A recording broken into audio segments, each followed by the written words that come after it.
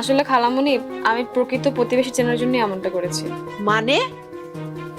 মানে হচ্ছে, আব্বু চেয়েছিলেন সব প্রতিবেশীদেরকে খাওয়াতে, কিন্তু আমিও চেয়েছিলাম তার মধ্যে থেকে আসল প্রতিবেশী যারা তাদেরকে আমি চিনতে চেয়েছিলাম, তাই এমনটা করা। এতে তুই কি মিন করলি?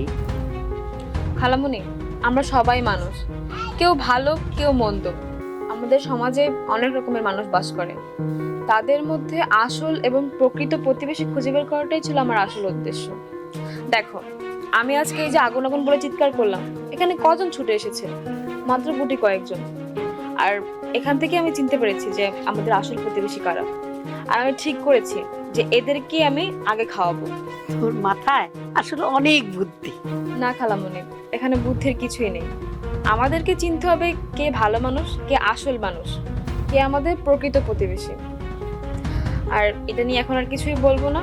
আব্বু আসুক, তারপর বিস্তারিত কথা বলবো। চলো আমরা এখন ভিতরে যাই।